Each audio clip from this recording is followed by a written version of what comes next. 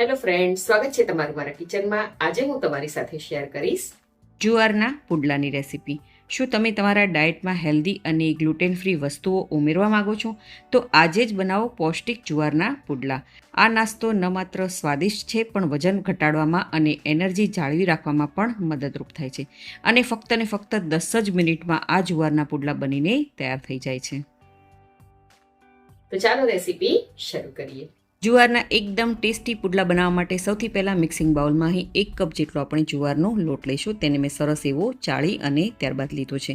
હવે તેની સાથે આપણે એડ કરીશું 1/4 કપ જેટલી સોજી. સોજી અહીં આપણે ઝીણી લેવાની છે. જો ના હોય તો તમે રેગ્યુલર સોજીને મિક્સર જારમાં પીસી અને ત્યારબાદ એડ કરી શકો છો. સ્વાદ પ્રમાણે મીઠું એડ કરી આ બધી જ વસ્તુને સારી રીતે એકવાર મિક્સ કરી લેવાની છે. તો તમે જોઈ શકો છો કે બધી વસ્તુ સરસ એવી મિક્સ થઈ ગઈ છે.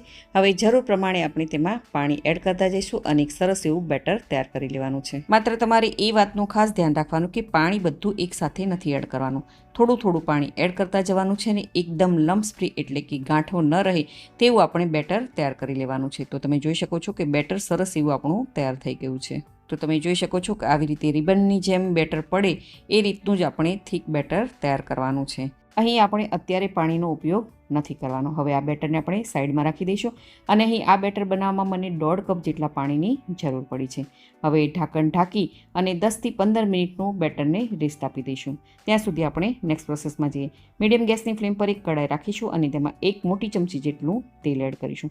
તેલ ગરમ થઈ જાય એટલે અડધી નાની ચમચી જેટલી રાઈ, અડધી નાની ચમચી જેટલું જીરું અને 1 ચપટી જેટલી હિંગ એડ કરીશું. ત્યારબાદ 2 ઝીણા સુધારેલા લીલા મરચાં એડ કરી દઈએ અને વઘારને સારી રીતે સોતે કરી લઈએ. અહીં તમારે તીખાશ કેટલી જોઈએ છે તે તમારા ટેસ્ટ પ્રમાણે મરચાંનું પ્રમાણ વધારી કે ઘટાડી પણ શકો છો. હવે મેં અહીં થોડા શાકભાજી લીધા છે, જેમાં 1 કપ જેટલી ઝીણી સુધારેલી ડુંગળી, અડધો કપ જેટલું ઝીણું સુધારેલું કેપ્સિકમ, અડધો કપ ઝીણું સુધારેલું ટામેટું અને 1 કપ જેટલું ખમણેલું ગાજર લીધું છે. હવે આ બધા જ શાકભાજીને આપણે તેમાં એડ કરી દઈએ. અહીં જો તમારે બીજા શાકભાજી એડ કરવા હોય જેમ કે બટેકા, દૂધી અથવા તો કોબીને પણ તમે એડ કરી શકો છો. હવે આ બધા જ શાકભાજીને આપણે મીડિયમ ગેસની ફ્લેમ પર સારી રીતે સોતે કરી લેવાના છે. અહીં માત્ર એ વાતનું ખાસ ધ્યાન રાખવાનું કે આ બધા શાકભાજીને આપણે ઓવરકુક નથી કરવાના. અને હા, જો તમને આમાંથી કોઈ પણ શાક ન ભાવતું હોય તો તમે તેને સ્કીપ પણ કરી શકો છો. અને જો તમે લસણ ડુંગળી ન ખાતા હોય તો પણ સ્કીપ કરી શકો છો. હવે સ્વાદ પ્રમાણે મીઠું, 1 નાની ચમચી જેટલા ચીલી ફ્લેક્સ, 1/4 ટીસ્પૂન જેટલા કાળા મરીનો પાવડર એડ કરી અને બધી જ વસ્તુને સારી રીતે મિક્સ કરી લઈએ. અહીં આપણે જેમ બને ઓછા મસાલાનો જ ઉપયોગ કરીશું. તો તમે જોઈ શકો છો કે શાકભાજી સરસ એવા એટલે કે 80% આપણા શાકભાજી કૂક થઈ ગયા છે.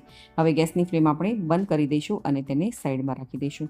હવે આપણે બેટરને ચેક કરી લઈએ. તો તમે જોઈ શકો છો કે બેટર સરસ એવું આપણું રેડી થઈ ગયું છે. એટલે કે આપણે જે સોજી એડ કરી છે તે સરસ એવી સેટ થઈ ગઈ છે. પરંતુ હજી આ બેટર થોડું થીક છે. હવે આપણે જે શાકભાજી મસાલા સાથે તૈયાર કર્યા હતા તે બધા શાકભાજીને આપણે બેટરની અંદર એડ કરી દઈએ. હવે આ પોઈન્ટ ઉપર તમે મીઠાનું ટેસ્ટ કરી લેજો અને જો ઓછું લાગે તો તમે એડ કરી દેજો. હવે ઝીણી સુધારેલી કોથમીર એડ કરી બધી જ વસ્તુને સારી રીતે મિક્સ કરી દઈએ.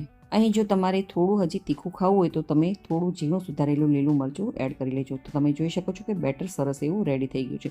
પરંતુ આ બેટર હજી થોડું ઘાટું છે એટલે હવે આપણે થોડું પાણી એડ કરતા જઈશું અને એકદમ બેટરને આપણે સરસ મજાનું પાતળું એવું તૈયાર કરી લઈશું. અહીં તમારે એ વાતનું ખાસ ધ્યાન રાખવાનું, પાણી એકસાથે એડ નથી કરવાનું. આ રીતે જો એક ધારે બેટર પડે એ રીતનું આપણે બેટરને તૈયાર કરવાનું છે. તો તમે જોઈ શકો છો કે એક ધારથી બેટર પડે છે એટલે આપણું બેટર એકદમ તૈયાર છે. અને આ બેટર બનાવવા માટે 1 કપની અંદર 1 થી 2 ચમચી જેટલું જ પાણી વધ્યું છે. એટલા પાણીની મને જરૂર પડી છે. હવે મીડિયમ ગેસની ફ્લેમ પર આપણે એક પેન રાખી દઈશું અને પેનમાં આપણે 1 નાની ચમચી જેટલું તેલ એડ કરી અને પેનને સારી રીતે ગ્રીસ કરી લઈએ. અહીં તમે તેલની જગ્યાએ ઘીનો ઉપયોગ પણ કરી શકો છો. તો પેન સરસ એવું ગરમ થઈ ગયું છે અને આવી રીતે બેટરને આપણે બહારની સાઈડથી એડ કરતું જવાનું છે અને એક સરસ મજાનો રાઉન્ડ શેપ આપી દેવાનો છે. તો પહેલાં બહારની સાઈડથી આપણે બેટર એડ કરવાનું છે, ત્યારબાદ અંદરની સાઈડથી બેટર એડ કરવાનું છે અને મીડિયમ ગેસની ફ્લેમ પર આપણે તેને સરસ એવું કૂક થવા દેવાનું છે. એકવાર પુડલું સેટ થઈ જાય એટલે તેની ઉપર આપણે થોડું એવું તેલ એડ કરી દેવાનું છે અને આપણે તેને મીડિયમ ગેસની ફ્લેમ પર કૂક થવા દેવાનું છે. તો તમે જોઈ શકો છો કે એક સાઈડથી પુડલું છે તે સરસ એવું કૂક થઈ ગયું છે. હવે આપણે તેને પલટાવી દઈશું. માત્ર એ વાતનું ધ્યાન રાખવાનું કે પુડલા આપણે હાઈ ગેસની ફ્લેમ પર કૂક નથી કરવાના, એકદમ મીડિયમ ગેસની ફ્લેમ પર આપણે પુડલાને કૂક કરવાના છે. તો તમે જોઈ શકો છો એકદમ જાળીદાર આપણા આ પુડલા બનીને તૈયાર થયા છે. તો હું તમને બીજી વાર પણ એક પુડલો બનાવીને બતાવું.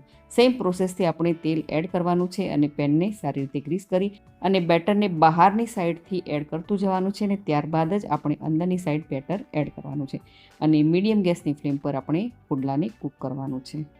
ખાલી એ વાતનું ધ્યાન રાખવાનું કે પેન છે તે સરસ એવું આપણું ગરમ થવું જોઈએ. આવી રીતે પુડલાને પલટાવતું જવાનું અને સરસ મજાના આપણે તૈયાર કરી લેવાના છે. તો તમે જોઈ શકો છો કે પુડલા આપણા સરસ એવા તૈયાર થઈ ગયા છે. તો ચાલો તેને ગરમા ગરમ સર્વ કરી લઈએ. અને હા, પુડલા આપણે અહીં ગરમ ગરમ જ સર્વ કરવાના છે, તો જ પુડલાનો ટેસ્ટ આવશે. ઠંડા પુડલા તમને નહીં ભાવે, તો એ વાતનું ખાસ ધ્યાન રાખવાનું. તમારે આ પુડલા દહીંના રાયતા સાથે, દહીં સાથે અથવા તો લીલી ચટણી સાથે સર્વ કરી શકો છો. ખૂબ જ ટેસ્ટી એવા લાગે છે. જો તમને મારી આજની આ રેસીપી ગમી હોય તો વિડીયોને લાઇક કરજો અને વધારેમાં વધારે શેર કરજો અને મારી ચેનલને જરૂરથી સબસ્ક્રાઈબ કરજો. તો ફરી મળીએ એક નવી રેસીપી સાથે.